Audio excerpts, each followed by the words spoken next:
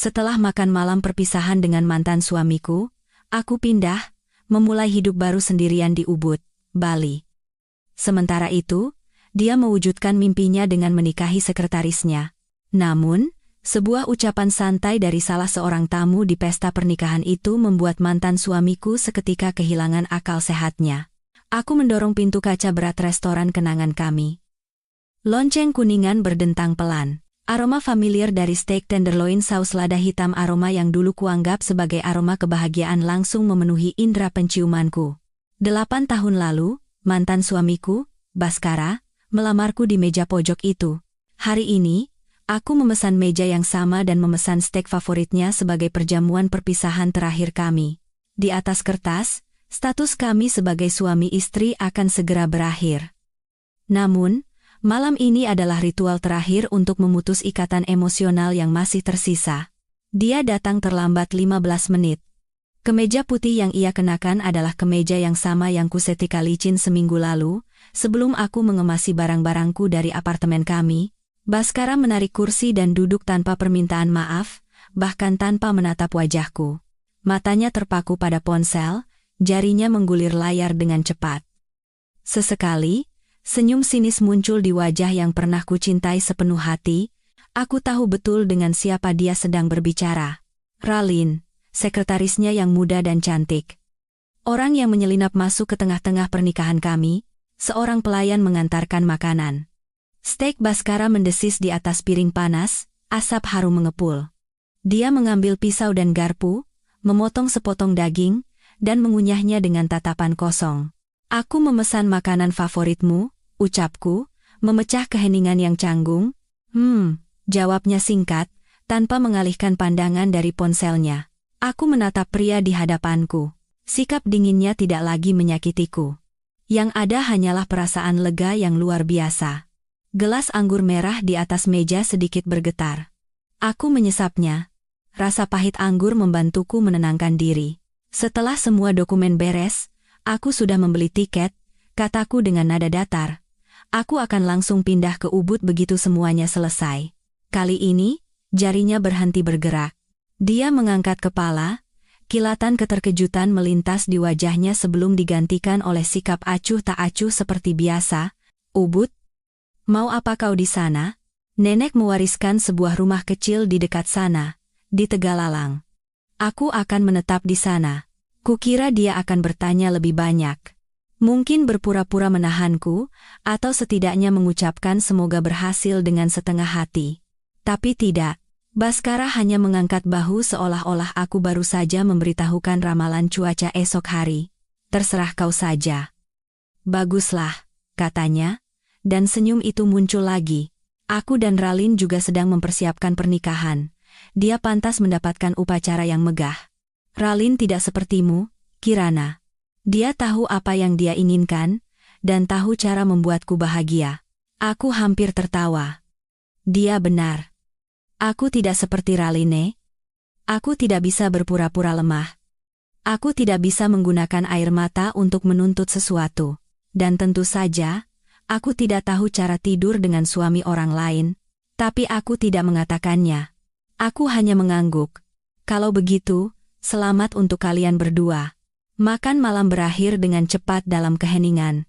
Dia bahkan tidak menatapku saat bangkit untuk membayar. Dia pergi dengan tergesa-gesa, mungkin untuk menemui sekretarisnya yang sedang menunggu. Aku duduk sendirian, menatap piring steak yang nyaris tak tersentuh. Aku memanggil pelayan dan meminta wadah untuk membawanya pulang. Bukan karena sayang, tapi karena aku tidak ingin membuang makan malam terakhir dari kehidupan pernikahanku, sekalipun rasanya hambar dan dingin. Tapi, itu sudah berakhir. Aku kembali ke apartemen kami, tempat yang pernah menjadi rumah. Keheningan terasa menakutkan. 8 tahun lalu, aku dan Baskara menguras seluruh tabungan kami untuk membeli unit ini di jantung kota Jakarta. Aku masih ingat hari ketika kami menerima kuncinya. Kami sangat bahagia hingga menangis. Kami mengecat dindingnya sendiri, memilih setiap perabotan bersama. Dulu kukira kami akan menua bersama di sini. Aku berhenti di tengah ruang tamu. Sofa krem yang menjadi bahan perdebatan panjang kami sebelum akhirnya terpilih, kini ditutupi kain putih. Dinding yang dulu penuh dengan foto pernikahan kami, kini kosong, hanya menyisakan bekas paku. Semuanya masih di tempat yang sama, tetapi jiwanya telah hilang. Aku mulai mengemasi kenangan 8 tahun yang kini menyusut menjadi beberapa kotak kardus. Aku membuka lemari pakaian, bajuku di sisi kiri, miliknya di sisi kanan. Aku melipat gaun dan blusku dengan hati-hati. Masih ada beberapa kemejanya yang tercampur dengan pakaianku. Aku mengambilnya, aroma pelembut pakaian yang familiar masih menempel. Dulu, aroma ini adalah simbol ketenangan. Sekarang, aku memasukkan semuanya ke dalam kantong terpisah untuk pemilik barunya. Aku membuka laci paling bawah di lemari, tempatku menyimpan memorabilia kami, sebuah kotak kayu kecil berisi foto-foto lama. Foto pertama kami di universitas, senyum kami masih polos, foto hari pernikahan, aku bersinar dalam gaun putih, dia menatapku dengan kelembutan yang tak berujung. 8 tahun, kemana perginya tatapan itu? Aku tidak menangis. Air mataku sudah mengering pada hari aku menemukan pesan-pesan mereka. Aku hanya merasakan kelelahan yang mendalam. Aku menyimpan kotak kayu itu di dasar koperku. Aku tidak akan membuangnya, tapi aku juga tidak akan membukanya lagi. Itu adalah bab dari masa lalu, bab yang telah mati bersama pernikahan kami. Aku menghabiskan sepanjang sore untuk bersih-bersih. Ketika ruangan itu hampir kosong, hanya menyisakan barang-barang miliknya, aku mengambil ponsel dan mengirim pesan. Aku sudah selesai mengemasi barang-barangku. Sisanya, simpan saja apa yang kau mau. Aku tidak membawa apapun selain pakaian dan barang pribadi. Barang kenangan kita ada di laci meja kerja. Terserah mau kau apakan. 1 menit kemudian, balasannya datang. Singkat dan kejam seperti biasa. Oke, terima kasih. Aku memandang sekeliling ruangan untuk terakhir kalinya. Selamat tinggal. Selamat tinggal 8 tahun masa mudaku. Aku meletakkan kunci di atas meja kopi kayu, di samping remote TV. Bunyi klik kering terdengar di ruangan yang kosong. Aku menyeret koperku ke pintu dan membantingnya di belakangku, tanpa menoleh sekalipun. Aku merasa ringan, seolah baru saja melepaskan beban berat yang telah kupikul terlalu lama. Kebebasan. Akhirnya, aku bebas. Hari itu di kantor catatan sipil, langit Jakarta tidak hujan ataupun cerah, udaranya lembab dan berat, sama seperti perasaanku beberapa bulan lalu. Tapi hari ini, hatiku anehnya tenang. Aku mengenakan gaun sederhana berwarna krem dan riasan tipis. Aku tidak ingin terlihat seperti korban di hari terakhirku menjadi seorang istri. Baskara juga ada di sana. Dia mengenakan setelan jas dan rambutnya ditata rapi, tetapi lingkaran hitam di bawah matanya menunjukkan kelelahan. Mungkin dia lelah dengan semua proses ini, atau mungkin lelah menenangkan kekasihnya yang sedang hamil. Seorang petugas senior berkacamata menatap kami dengan simpatik. Sudah dipikirkan baik-baik? Pernikahan itu adalah hal seumur hidup loh. Sudah, Pak. Sudah kami pikirkan baik-baik, jawab kami serempak. Semuanya berlangsung cepat. Tanda tangan, stempel. Petugas menyatakan kami resmi bercerai. Kehidupan 8 tahun berakhir dengan selembar kertas tipis. Aku menerima akta cerai, sebuah sertifikat status lajang yang terasa berat sekaligus ringan pada saat yang bersamaan. Begitu kami keluar dari ruangan, ponsel Baskara berdering. Dia buru-buru menjawab, dan nada suaranya berubah dari dingin menjadi manis menjijikan. Aku sudah di jalan, sayang. Jangan kemana-mana ya. Tunggu aku. Dia menutup telepon dan berjalan melewatiku seolah aku orang asing, bergegas keluar. Saking terburu-burunya, dia hampir menabrak seorang wanita yang berjalan berlawanan arah. Dia tidak mengucapkan sepatah kata pun sebagai salam perpisahan. Aku berdiri di sana, memandangi punggungnya yang menghilang di ujung koridor. Aku tersenyum. Akhir seperti ini juga bagus. Aku juga sedang terburu-buru. Aku sudah menitipkan koperku di rumah Maya kemarin. Sekarang aku hanya perlu mengambilnya dan menuju bandara. Maya, sahabat terbaikku, sudah menunggu. Begitu melihatku, dia berlari dan memelukku. Kirana, kamu baik-baik saja?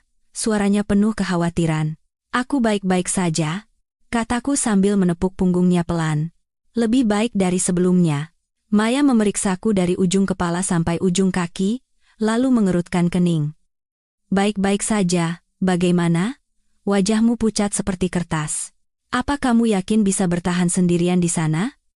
Dia menyodorkan sebuah tas kain yang berat ke tanganku.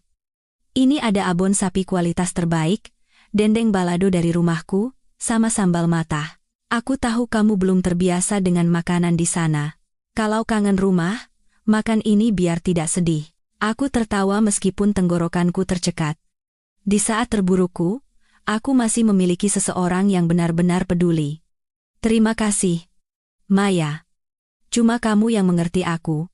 Mengerti apanya? Kamu itu sudah gila.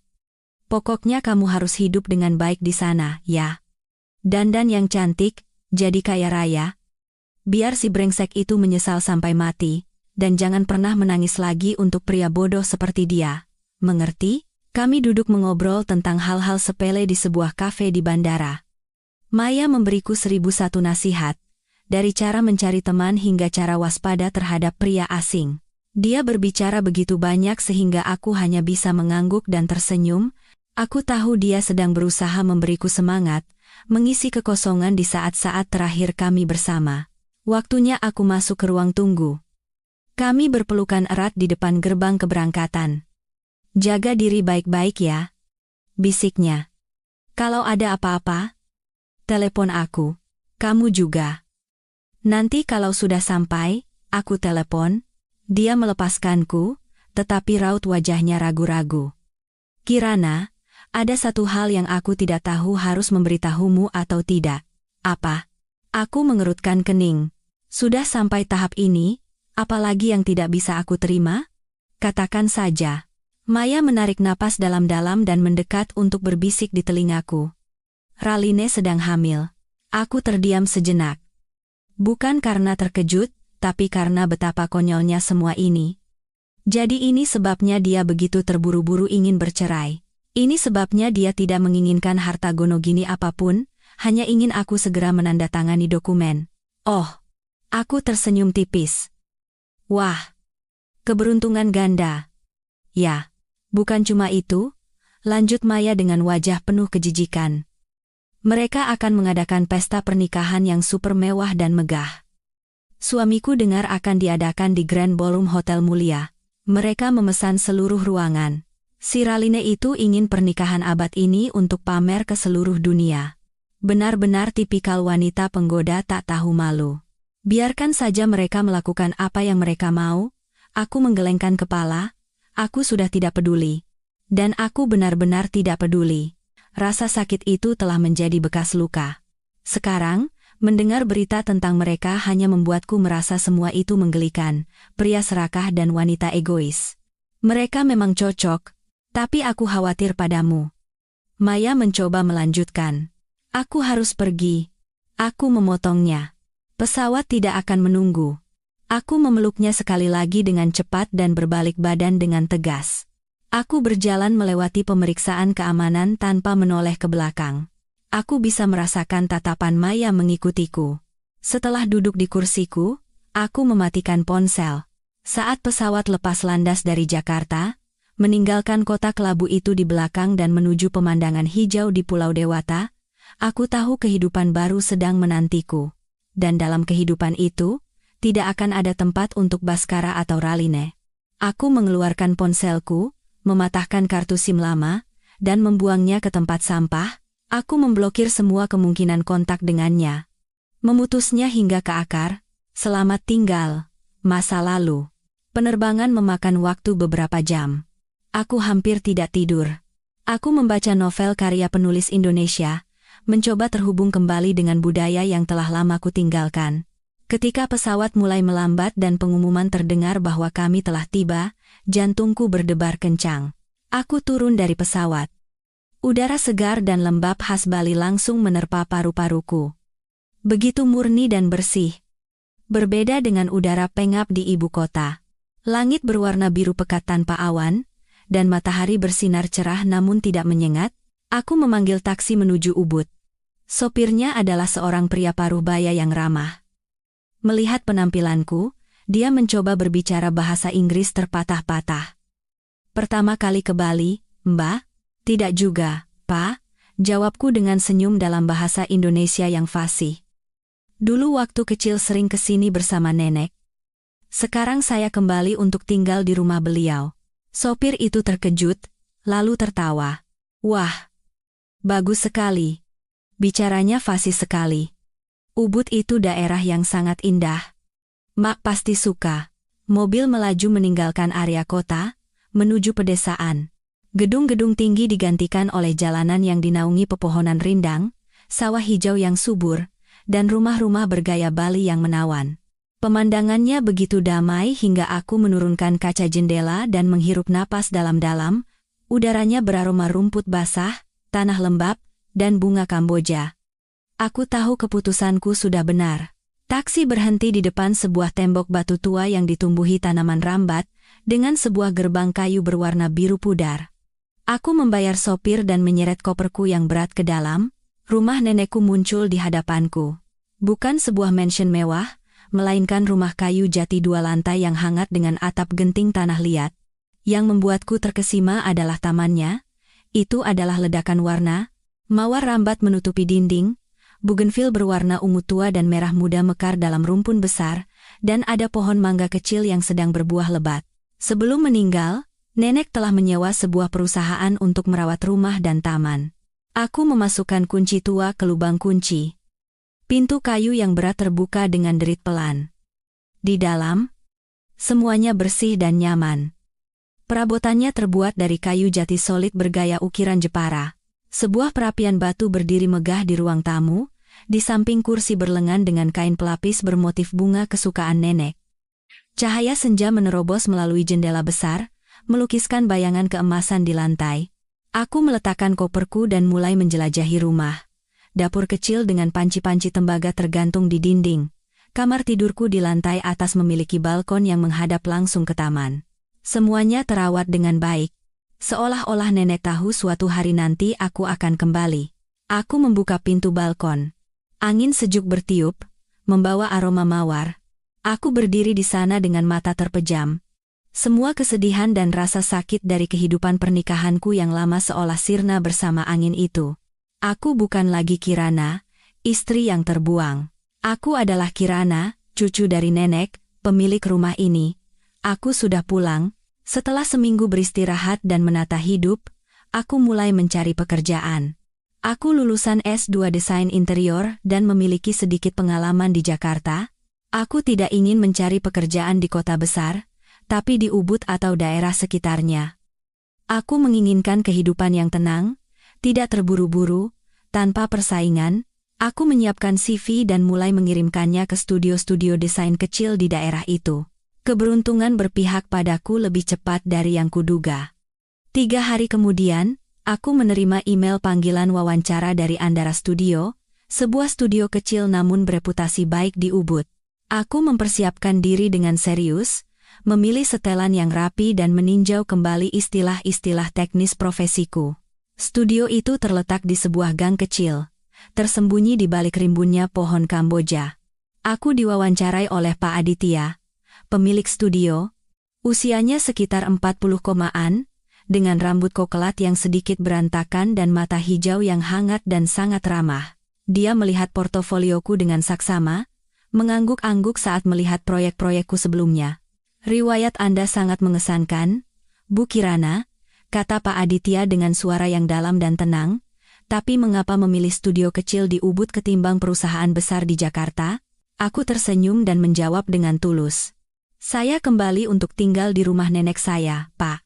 Saya mencintai ketenangan di sini. Saya ingin bekerja di bidang yang saya cintai, tapi juga punya waktu untuk merawat taman dan menikmati hidup.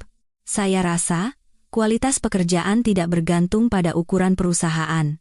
Pak Aditya terdiam, lalu tersenyum. Saya juga berpikir persis seperti itu. Saya benci Jakarta, terlalu bising. Wawancara berubah menjadi percakapan yang menyenangkan tentang tren desain dan selera pribadi. Pak Aditya adalah atasan yang baik, bersemangat dengan pekerjaannya, dan sangat menghargai karyawannya. Keesokan harinya, Saat aku sedang menyirami bunga di taman, telepon berdering. Itu Pak Aditya. Selamat pagi, Bu Kirana. Saya menelepon untuk membawa kabar baik. Bisa mulai kerja hari Senin depan? Kami punya proyek untuk sebuah hotel butik kecil dan butuh seseorang dengan selera luar biasa seperti Anda. Aku sangat gembira hingga hampir terjatuh. Bisa, Pak. Tentu saja bisa. Terima kasih, Pak Aditya. Terima kasih banyak. Aku mendapatkan pekerjaan.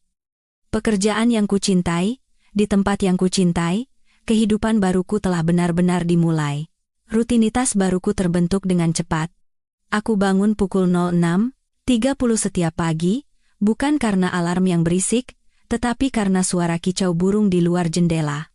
Aku berjalan ke toko roti di desa, membeli krosan hangat dan kopi.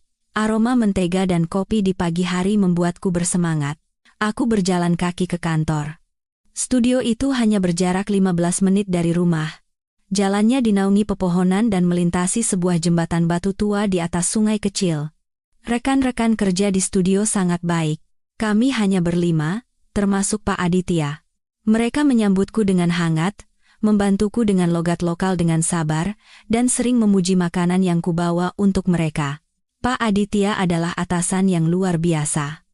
Dia langsung memberiku proyek hotel butik itu, memberiku kebebasan berkreasi sepenuhnya. Pekerjaan membuatku sibuk hingga tidak punya waktu untuk memikirkan masa lalu. Pada akhir pekan, aku tidak perlu lagi memasak dan mencuci untuk orang yang tidak pantas mendapatkannya. Aku mendedikasikan waktu untuk diriku sendiri.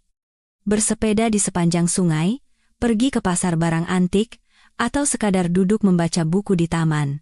Aku mulai merawat taman nenek, belajar cara memangkas mawar dan menanam herbal. Tanganku kotor karena tanah, tapi hatiku damai. Kehidupan ini sangat kontras dengan 8 tahun pernikahanku yang menyesakan. Aku merasa seperti terlahir kembali, lebih banyak tertawa, tidur lebih nyenyak. Suatu Jumat sore, seminggu sebelum pernikahan Baskara, Maya melakukan video call. Ya Tuhan, Kirana, lihat dirimu. Kamu terlihat jauh lebih cerah, atau ini hanya perasaanku saja? Kulitmu merona, wajahmu segar. Udara di sana bagus. Ya, mungkin begitu, aku tertawa. Pekerjaannya bagus, udaranya juga bersih. Kamu sendiri bagaimana? Kami mengobrol cukup lama sebelum menutup telepon. Maya ragu-ragu. Kirana. Minggu depan pernikahan si brengsek itu. Kamu akan baik-baik saja, kan? Aku tahu Maya mengkhawatirkan perasaanku. Aku memandang keluar jendela. Sinar matahari sore mewarnai taman menjadi keemasan. Aku baik-baik saja, kataku dengan suara tenang dan mantap. Minggu depan aku harus mengunjungi pabrik kerajinan tembikar tua. Aku terlalu sibuk memikirkan ubin mana yang cocok untuk kamar mandi hotel. Tolong sampaikan ucapan selamat berbahagia untuk mereka, ya. Aku sedang sibuk menanam bunga dan bekerja. Maya menatapku melalui layar untuk waktu yang lama, lalu menghela napas lega. Ya, kau benar. Sibuk adalah yang terbaik. Persetan dengan mereka, aku menutup telepon dan melanjutkan membuat sketsa. Hari pernikahan mereka, aku benar-benar tidak peduli. Hari itu akhirnya tiba. Di Ubud. Saat itu adalah Sabtu sore. Aku baru saja selesai menyirami tanaman bougainville ketika telepon berdering tanpa henti. Itu adalah video call dari Maya. Aku tersenyum, mengelap tangan di celemekku, dan menjawab panggilan. Di layar, muncul wajah Maya yang bersemangat. Dia mengenakan piyama di rumah, tetapi suara latar belakangnya adalah musik dan obrolan yang ramai. Kirana. Sedang apa? Teriak Maya ke telepon. Baru selesai berkebun. Kenapa berisik sekali? Kamu sedang di pesta? Pesta gila. Suamiku yang ada di sana. Maya memutar bola matanya, lalu mengecilkan suaranya. Dia ada di pernikahan si Baskara dengan si rubah itu, dan aku memaksanya melaporkan semuanya secara langsung padaku, supaya kamu tahu dan merasa puas. Selesai bicara, Maya mengarahkan layarnya ke ponsel suaminya. Aku tidak perlu melihatnya, hanya mendengar suara melengking Maya saja sudah cukup. Ya ampun, Kirana. Mereka menghamburkan uang gila-gilaan. Suamiku bilang mereka memesan ruangan terbesar di hotel mulia, karpet merah dari pintu masuk, bunga impor di mana-mana, dan mereka bahkan menyewa orkestra. Gila, aku mengerutkan kening. Sebegitu mewahnya? Suamiku mengirim foto. Lihat ini, Maya memutar layar untukku, gambarnya buram. Gaun Siralin itu, katanya rancangan desainer ternama, bertabur kristal Swarovski, harganya miliaran. Dia bahkan memakai tiara seperti putri dongeng. Dan yang paling penting, dia tidak berhenti mengelus-elus perutnya saat menyapa tamu. Jelas sekali dia ingin seluruh dunia tahu dia hamil. Wanita macam apa yang begitu tak tahu malu? Aku mengangkat bahu. Lalu Baskara? Dia pasti bangga sekali, ya? Tentu saja. Lanjut Maya dengan kesal. Mengenakan setelan putih, rambutnya klimis berkilauan, berjalan menggandeng wanita itu seolah mereka raja dan ratu. Suamiku bilang wajahnya sombong sekali, seolah-olah baru saja menaklukkan dunia. Mungkin dia pikir menikahi gadis muda yang akan memberinya keturunan adalah hal paling cerdas. Benar-benar sekelompok orang bodoh yang pamer kekayaan. Aku mendengarkan omelan Maya dan hanya bisa tertawa kecil. Aku memandang tamanku, di mana mawar merah sedang mekar dengan indahnya. Aku menarik napas dalam-dalam. Udara di sini begitu murni, Maya. Ceritakan padaku. Malam ini kamu mau masak apa? Maya terdiam. Hah? Aku ini sedang memberimu gosip terpanas tahun ini, dan kamu malah bertanya soal makan malam? Karena urusan mereka sudah tidak menarik lagi, aku tersenyum tipis. Biarkan mereka pamer, biarkan mereka berpikir mereka yang terbaik. Itu masalah mereka. Sekarang, aku harus memasukkan ayam panggang ke oven. Pak Aditya dan teman-teman dari studio akan datang makan malam di rumah.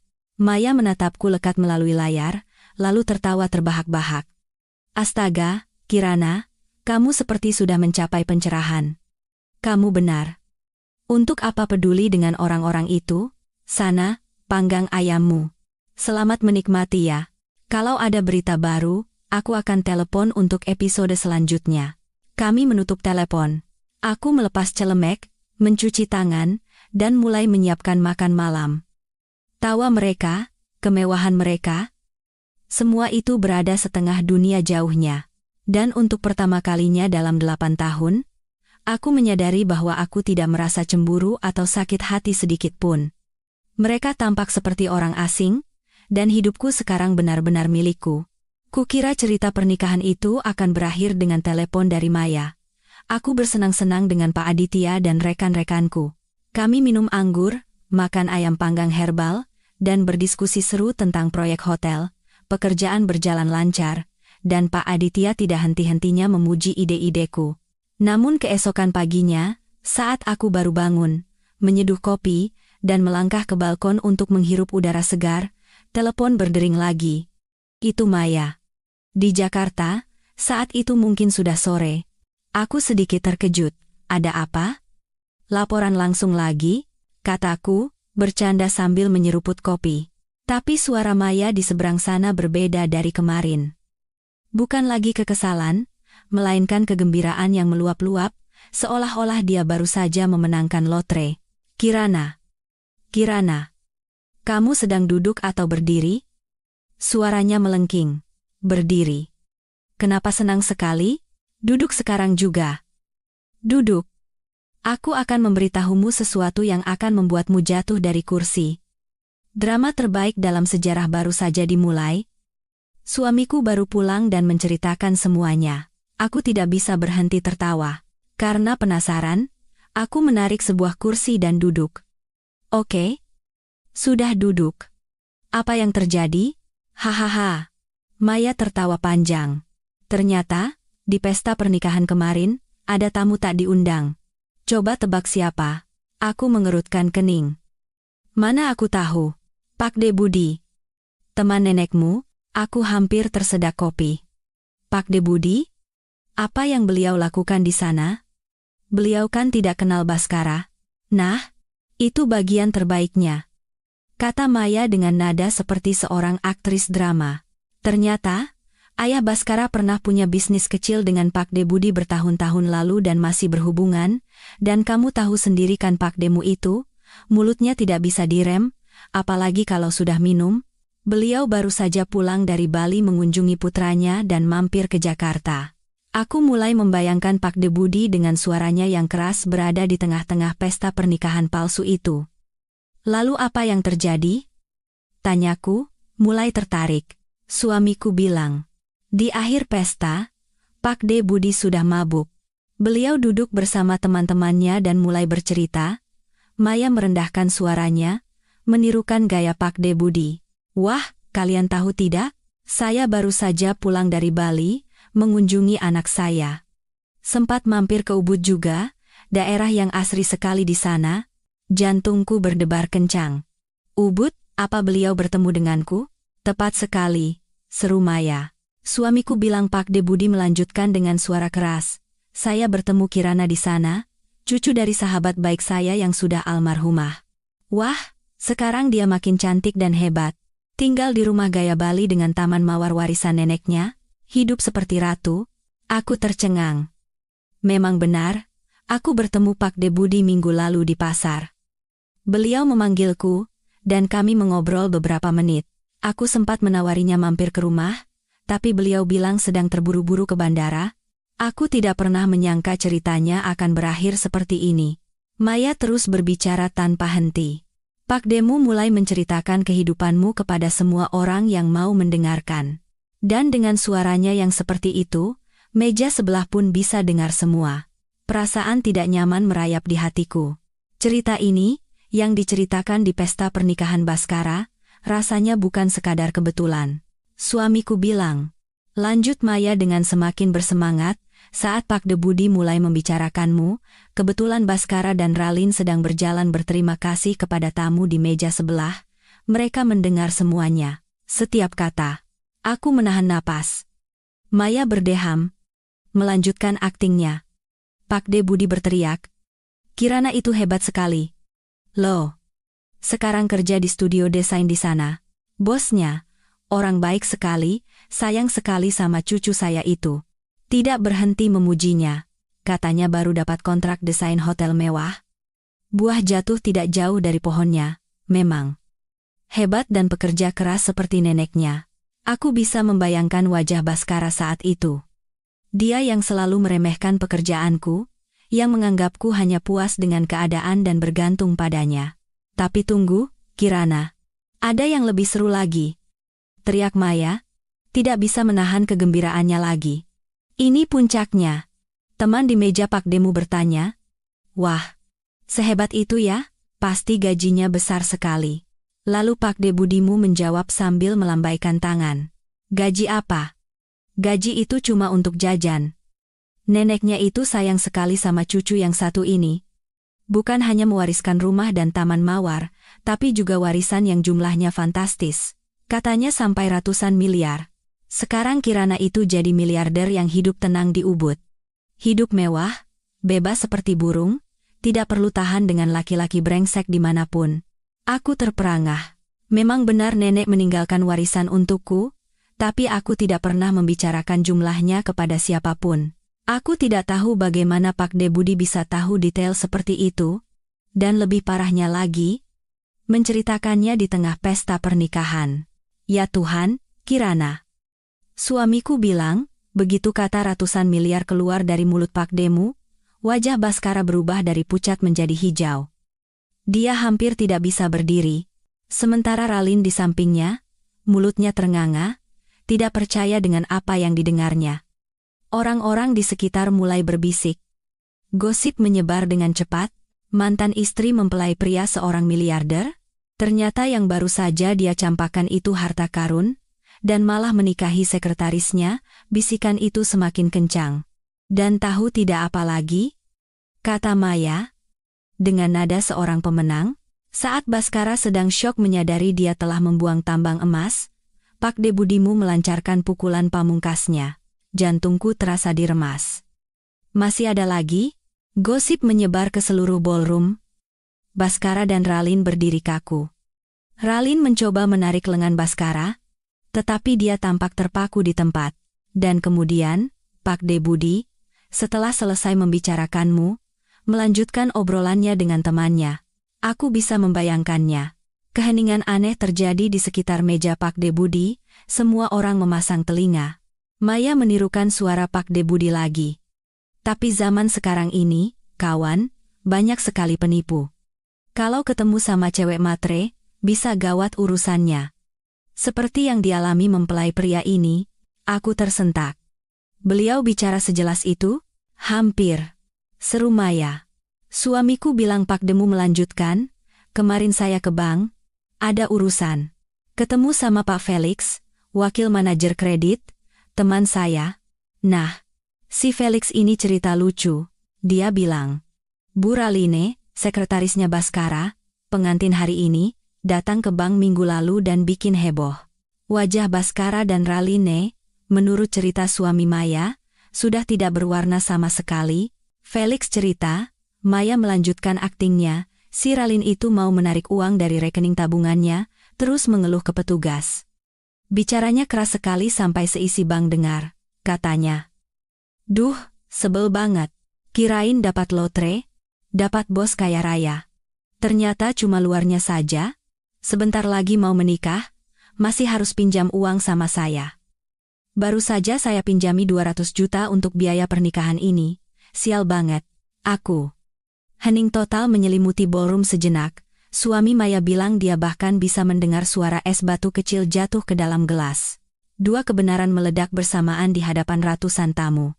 Kebenaran pertama, mantan istri yang dicampakkan, Kirana, sebenarnya adalah seorang miliarder dengan villa di Bali dan warisan melimpah.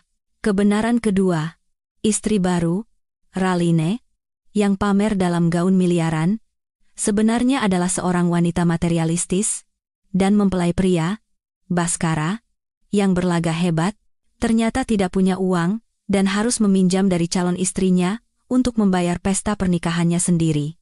Kirana, suara Maya bergetar. Baskara tidak tahan lagi. Dia mulai gemetar. Menoleh ke arah Ralin, menatapnya seolah ingin membunuhnya di tempat. Aku duduk kaku di balkon rumahku di Ubud, cangkir kopi di tanganku sudah mendingin.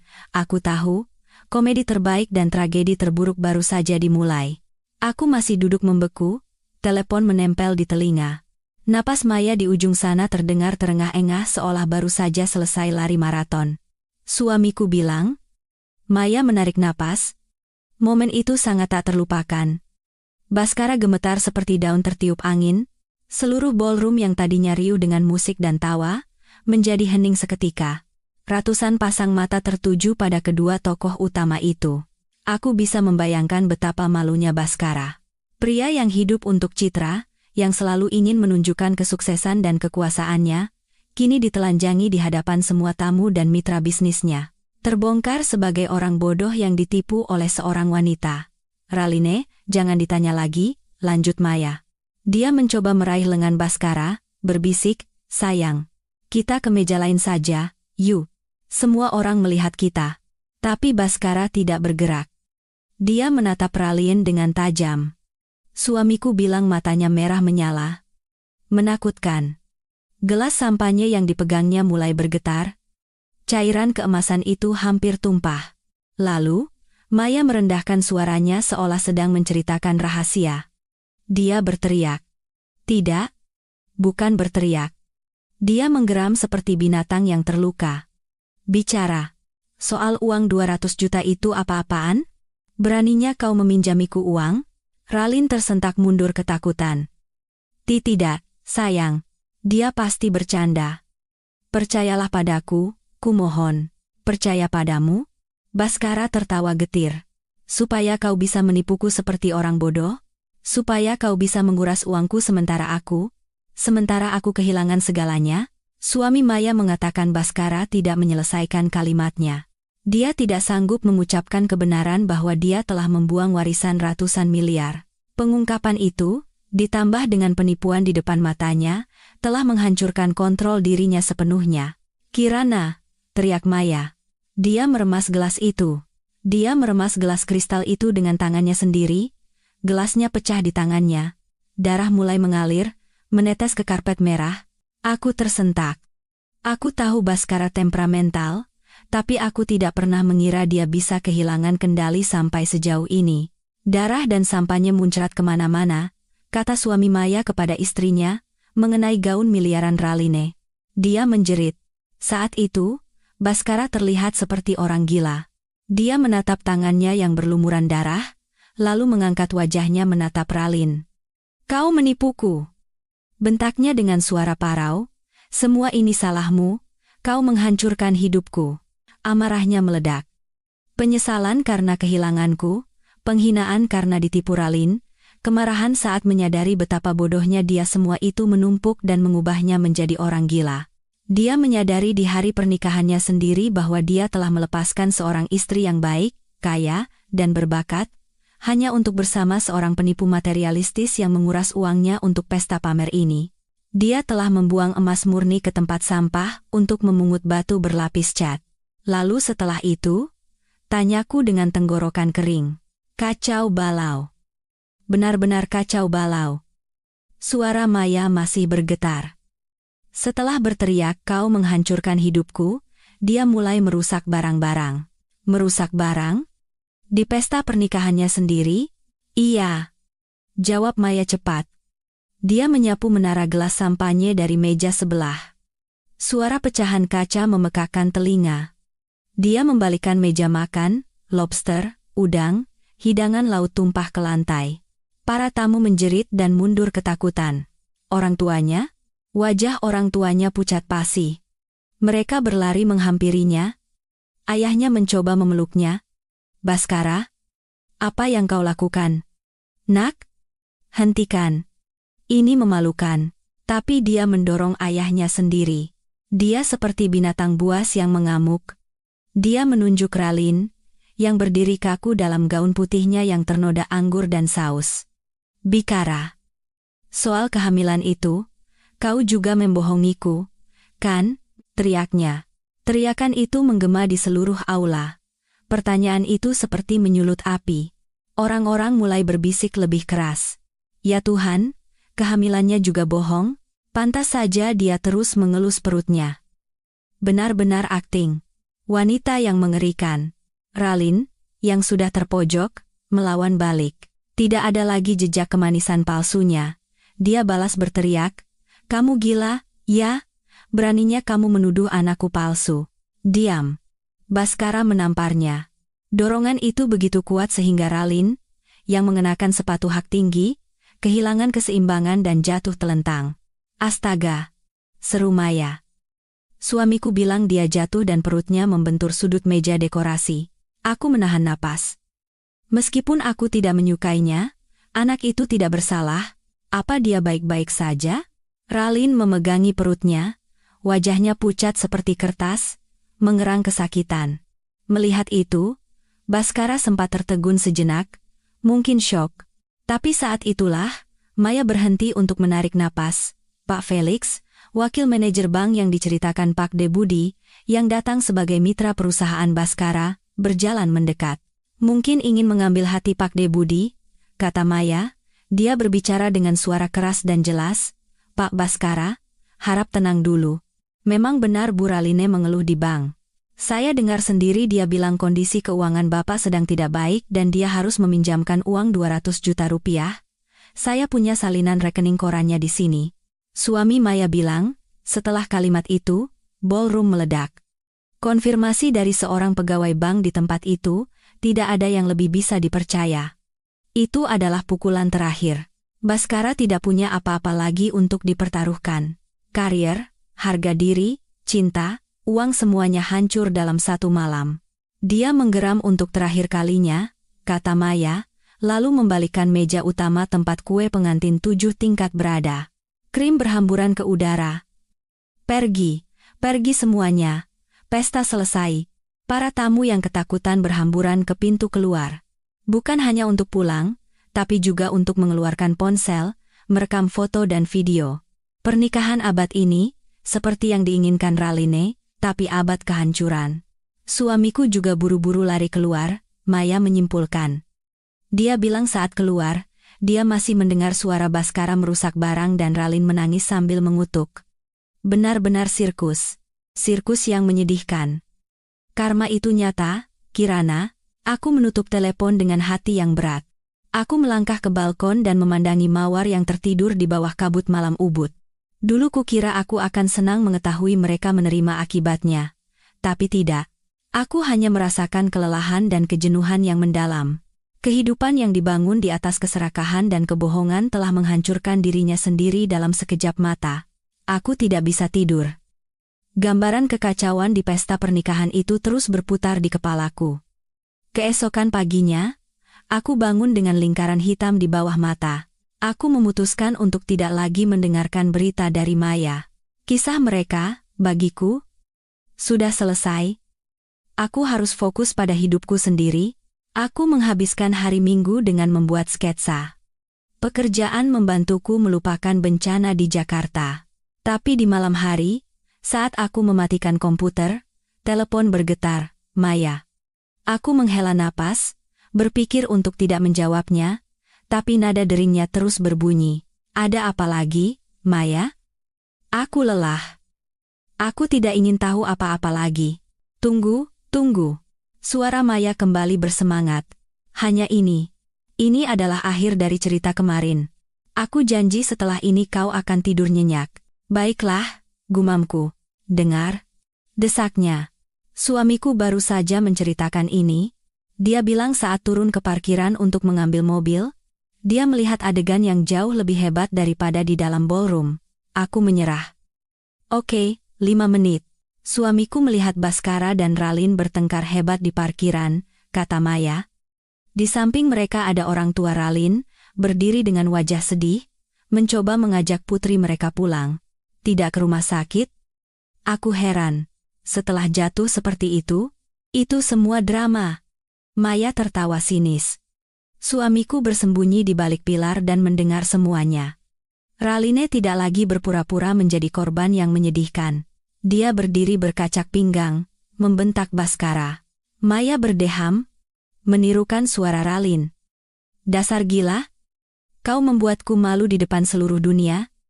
Menghancurkan pernikahanku, Baskara, yang tangannya sudah dibalut sapu tangan dan darahnya masih merembes, balas berteriak. Lanjut Maya. Kau yang menghancurkanku. Kau pembohong. Kau mencuri uangku selama ini. Lalu Ralin tertawa, kata Maya dengan nada jijik. Tawa yang membuat suamiku merinding. Mencuri uangmu? Memangnya kau punya uang untuk dicuri? Siapa yang membayar pernikahan ini? Hah? Uang 200 jutaku itu bahkan belum cukup untuk permulaan. Orang tuaku harus menggadaikan sertifikat rumah di kampung untuk membayar drama ini agar kau terlihat hebat, dasar tidak berguna. Aku membeku. Jadi, Baskara bukan hanya meminjam uang darinya, tapi juga memeras orang tuanya. Dia sudah terlalu tenggelam dalam lumpur egonya. Suamiku bilang, lanjut Maya, ketika Baskara mendengar itu, dia tidak bisa berkata-kata. Dia tidak menyangka Raline akan berani mengatakannya terang-terangan. Perang di parkiran, tanpa penonton, tanpa kamera, adalah tempat di mana sifat asli mereka terbongkar. Tidak ada lagi cinta, yang ada hanya uang, kebohongan, dan kebencian. Orang tua Raline, melihat putrinya lepas kendali, mencoba membungkamnya, lanjut Maya. Nak, sudah, ayo kita pulang. Tapi dia tidak bisa berhenti. Dia menepis orang tuanya dan menunjuk wajah Baskara. Aku beritahu kau, ya. Aku menikahimu karena uangmu, jabatan direkturmu, dan untuk pesta ini, dan sekarang kau menghancurkan semuanya. Baskara pulih dari syoknya, mengertakkan gigi. Beraninya kau. Lalu Maya merendahkan suaranya. Raline melancarkan pukulan terakhirnya. Dia mengelus perutnya, tapi kali ini bukan dengan bangga, melainkan sebagai ancaman. Lalu dia berkata, bisik Maya, dengar baik-baik Kak. Anak ini anakmu. Kau mau dia hidup atau mati?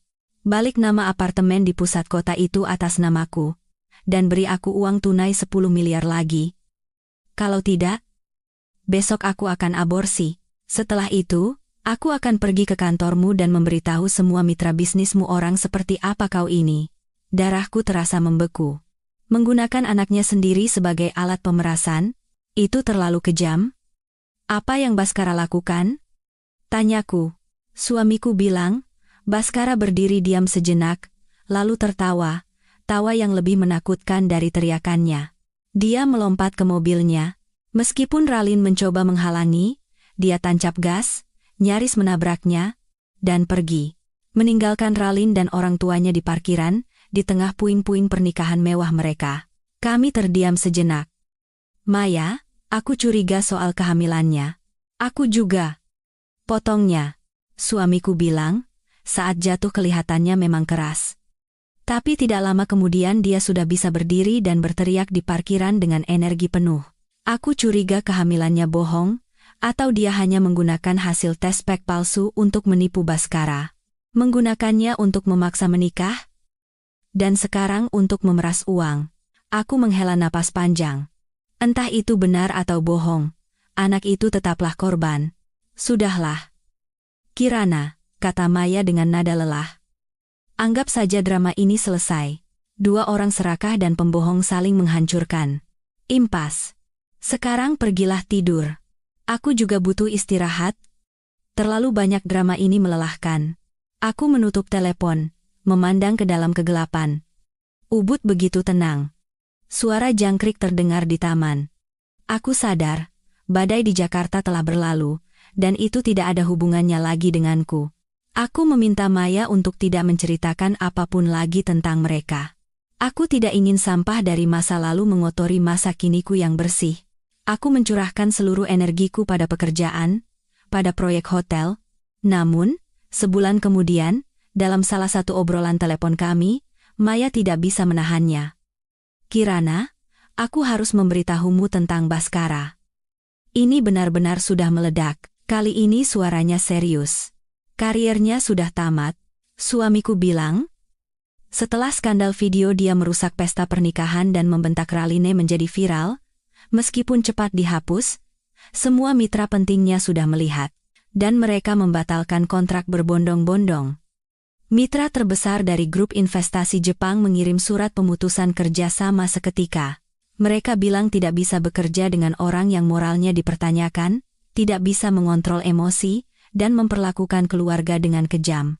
Aku terdiam. Itu tak terhindarkan? Bagi seorang pebisnis, reputasi lebih penting dari uang. Begitu kehilangan kontrak besar itu, perusahaannya langsung anjlok, lanjut Maya. Karyawan-karyawan hebat yang dulu bekerja untukmu juga mengundurkan diri massal. Mereka bilang tidak bisa bekerja dengan bos gila yang menunggak gaji mereka. Jadi mereka pergi sambil membawa klien. Secepat itu, aku terkejut. Iya. Sekarang dia putus asa. Suamiku bilang dia menghabiskan malamnya mentraktir klien-klien kecil, mencoba menyelamatkan situasi. Minum-minum begitu banyak sampai minggu lalu masuk UGD karena pendarahan lambung. Dirawat 2 hari, dia kabur untuk minum lagi. Tapi sia-sia. Tidak ada yang mau naik ke kapal yang akan tenggelam dengan kapten yang reputasinya seperti itu. Aku menggelengkan kepala. Karier yang begitu dibanggakan Baskara, yang ia gunakan untuk merendahkanku, kini hancur karena ego dan keputusan salahnya sendiri. Aku tutup telepon dulu. Ya, kataku. Harus rapat dengan Pak Aditya? Ya, kau benar. Maya mengangguk. Orang-orang itu tidak pantas mendapatkan waktumu sedetik pun. Hiduplah dengan baik, itu saja sudah cukup. Aku menutup telepon, melihat desain 3 di lobi hotel di layarku. Aku memilih gaya yang sederhana dan hangat, menggunakan kerajinan tembikar lokal dan kayu jati. Aku merasa bangga dengan karyaku, ini nyata, menciptakan nilai, tidak seperti karier Istana Pasir Baskara, beberapa bulan berlalu. Aku menyelesaikan desain hotel dan mulai mengawasi pembangunannya. Pekerjaan yang berat tapi mengasyikkan. Suatu malam, Maya menelepon. Nadanya terdengar aneh, hampir kasihan. Kirana, hari ini suamiku bertemu Baskara. Di mana? Di bar? Bukan? Katanya pelan. Di pasar malam, suamiku pergi membeli sesuatu. Lalu melihat seorang pria kurus, tampak seperti gelandangan, sedang makan roti lapis sosis dengan lahap di sudut. Dia penasaran, jadi dia melihat lebih dekat, dan ternyata itu Baskara. kurus dan seperti gelandangan. Seburuk itu? Suamiku kaget sekali. Dia bilang Baskara kurus kering. Janggut dan kumisnya tidak terurus, rambutnya acak-acakan, bajunya kusut dan kotor. Dia makan roti lapis itu dengan rakus, melihat sekeliling dengan waspada. Terlihat 10 tahun lebih tua. Perusahaannya bangkrut total, terlilit utang. Kau tahu dari mana dia dapat uang untuk pesta pernikahan itu? Dari rentenir. Dia pikir bisa menutupinya dengan uang dari orang tua Raline atau kontrak baru, tapi semuanya hancur. Sekarang para penagih utang mengejarnya. Apartemen kita juga sudah digadaikannya untuk pesta itu, disita bank dan dilelang. Suamiku bilang dia harus bersembunyi, tidak berani pulang ke rumah orang tuanya karena takut menyusahkan. Tidur di sofa kantornya yang sudah disegel. Minggu lalu dia ditemukan preman dan dipukuli habis-habisan di depan gedung. Mendengar itu, aku tidak lagi merasa puas. Hanya ada kesedihan yang getir. Bagaimanapun, dia adalah pria yang pernah kucintai selama 8 tahun. Suamiku sempat ragu, kata Maya, apakah akan menyapanya. Tapi Baskara melihat ada yang memperhatikannya, dia kaget, menjatuhkan roti lapisnya, dan lari seperti seorang buronan. Lalu Ralin, setelah skandal kehamilan palsunya terbongkar, tidak ada yang mau mempekerjakannya. Orang tuanya sangat malu, mereka menjual rumah di kampung untuk melunasi utang pernikahan dan membawanya pulang. Katanya hidup mereka sangat sulit sekarang. 2 orang yang pernah bersenang-senang di atas penderitaanku kini membayar harga yang sangat mahal untuk keserakahan mereka. Hidup terkadang adil. Aku menutup telepon dengan hati yang muram, tapi kesedihan itu hanya sesaat. Aku memandang tamanku, di mana bunga lavender sedang mekar, lautan ungu. Aku menarik napas dalam-dalam. Hidupnya, betapapun tragisnya, bukan lagi hidupku. Seminggu kemudian, aku mempresentasikan proyek final hotel di hadapan investor, seorang pria Swiss yang sangat teliti. Aku telah mempersiapkan segalanya dengan cermat. Ketika aku selesai berbicara, investor yang menurut Pak Aditya tidak pernah tersenyum itu, bangkit berdiri dan bertepuk tangan. "Excellent, Madame Kirana," katanya dalam bahasa Prancis dengan penuh kekaguman. "Ini adalah jiwa yang saya cari. Anda melakukan pekerjaan yang luar biasa." Pak Aditya di sampingku tersenyum bangga. Proyek disetujui tanpa satupun perubahan. Dalam perjalanan kembali ke studio, Pak Aditya berkata, "Kirana, saya terkesan sekali. Klien sangat puas. Dia akan merekomendasikan kita untuk proyek resor yang jauh lebih besar di puncak. Ini hasil kerja seluruh tim, Pak Aditya. Tapi idenya milikmu. Sebagai perayaan, perusahaan memutuskan untuk menaikkan gajimu 30% mulai bulan ini, dan kau berhak mendapatkan liburan 1 minggu, tetap digaji penuh. Pergilah kemanapun kau mau, isi kembali energimu, karena proyek di puncak menantimu. Aku sangat senang hingga ingin melompat di tengah jalan. Gaji naik, dapat liburan, dan yang terpenting, karyaku diakui. Aku sadar, dengan meninggalkan Baskara, aku tidak kehilangan apa-apa, aku justru menemukan diriku sendiri, dan lebih banyak lagi. Aku memutuskan menggunakan liburanku untuk berwisata ke selatan, menyewa mobil kecil, menyusuri jalan-jalan pedesaan, menginap di homestay, dan makan makanan lokal. Aku bertemu orang-orang baru, kami berbicara tentang makanan, seni, dan keindahan hidup. Aku sadar nilaiku tidak terletak pada status sebagai istri seseorang atau uang yang kumiliki, tetapi pada kemandirianku, pada kemampuanku menciptakan kebahagiaan sendiri. Ketika aku kembali ke Ubud, tamanku semakin indah. Aku mendaftar kursus bahasa Prancis tingkat lanjut dan lokakarya pembuatan keramik. Aku ingin terus belajar. Suatu sore, saat aku sedang membaca buku di taman, Maya menelepon. Kami sering mengobrol, tapi hanya tentang hidupku, pekerjaannya, dan anak-anaknya. Kami tidak pernah lagi membicarakan Baskara atau Raline. Mereka telah lenyap dari hidupku seperti mimpi buruk yang memudar saat fajar tiba. Aku memandangi sinar matahari yang menari-nari di atas dedaunan. Aku mengerti sekarang, 8 tahun pernikahanku, meskipun menyakitkan, telah memberiku pelajaran, dan perceraian bukanlah akhir. Itu adalah sebuah permulaan, Sebuah gerbang menuju jalan yang baru, jalan yang dipenuhi sinar matahari. Aku tersenyum. Aku tahu masa depanku di jalan ini akan menjadi semakin baik. Terima kasih teman-teman semua yang telah mengikuti dan mendengarkan kisah ini sampai akhir. Bagaimana perasaan